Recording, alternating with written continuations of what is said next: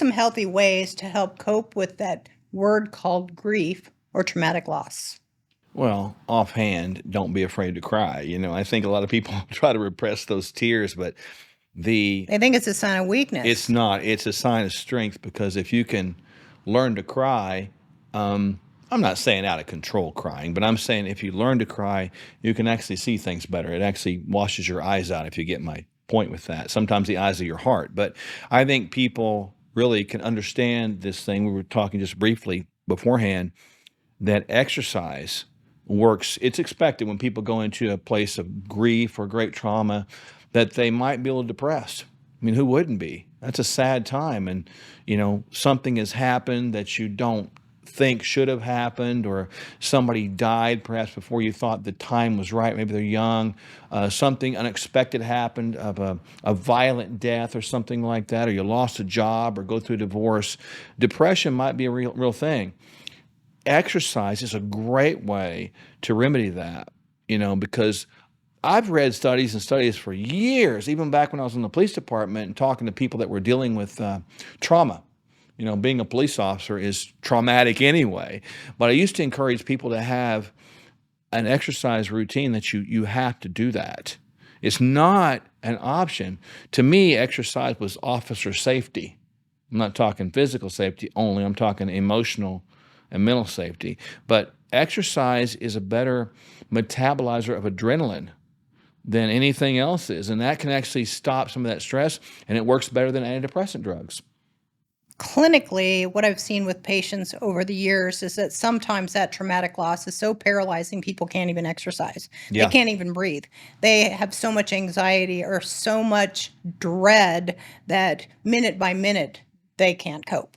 Yeah. So one of the things that we've used to help them compartmentalize so that they can continue to carry out their activities of daily living is grief is okay.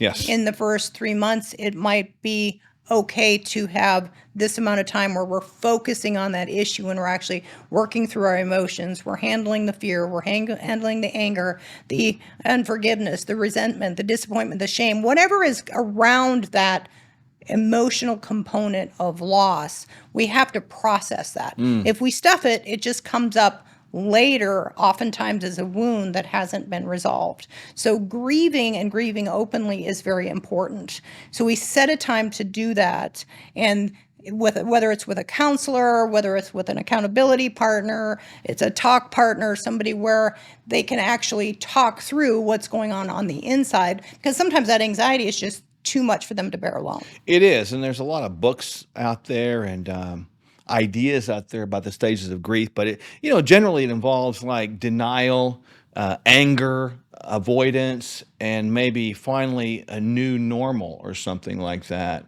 But there is no rule book on how long it takes a person to go through those stages. There's no rule book that determines how much of those stages a person goes through. And if somebody's out there dealing with the situation right now, don't let anybody put a rule book on you.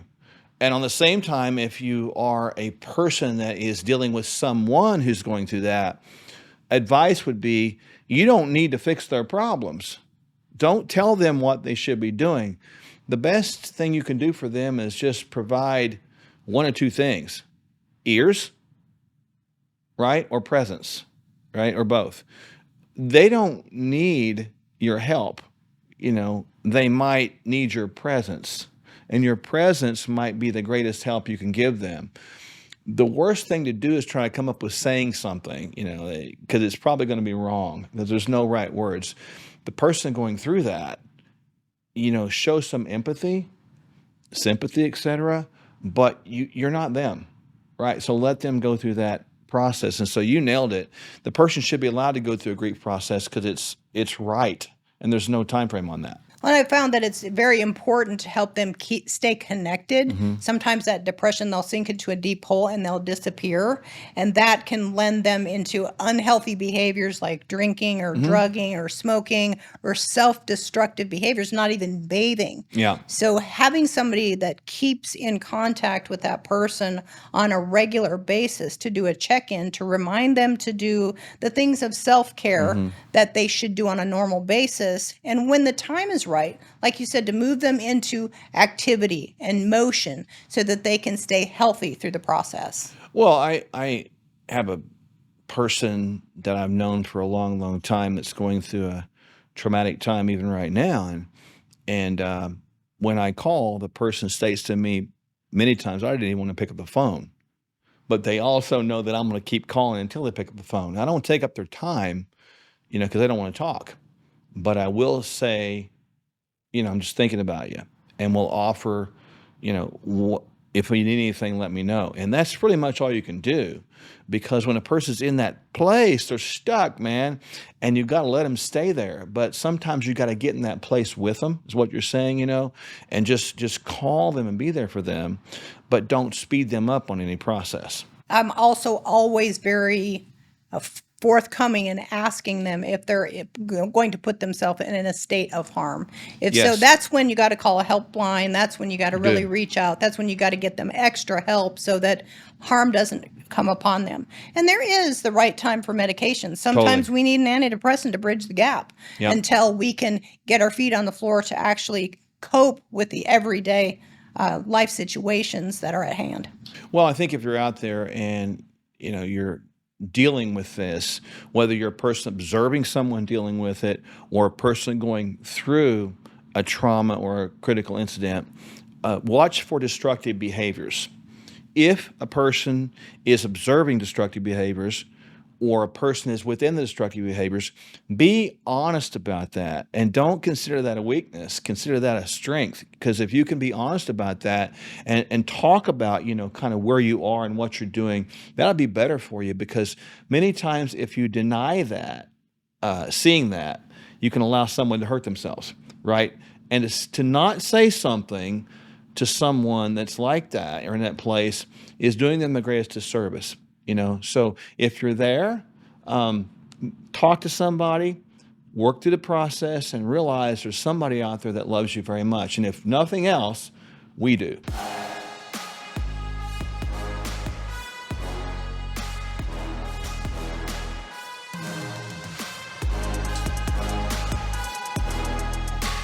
I could use your assistance. Okay, Jesus. Huh? My name is Jesus.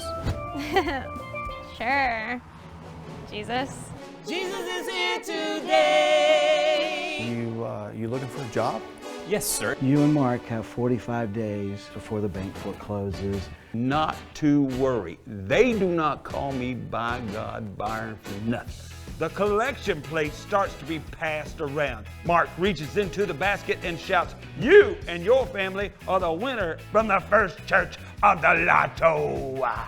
Kind of think of it like a high-stakes bingo night every Sunday.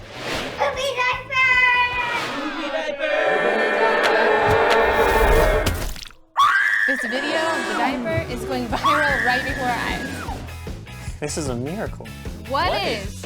Friends of Faith has over 300,000 followers. Oh my dad! That's more followers than Moses had. Jesus! Take the wheel! Say it. No, stop, take the wheel! I got it, buddy.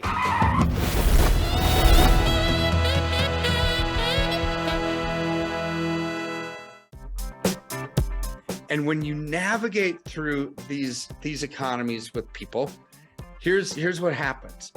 We want to hold their hand through it, let them know when it's time to buy, sell, reallocate, get out of Dodge. Because a lot of times when you're struck with fear does two things. Number one, it can paralyze, and people just put their head in the sand and say, I'm just going to forget about it and hopefully it gets better.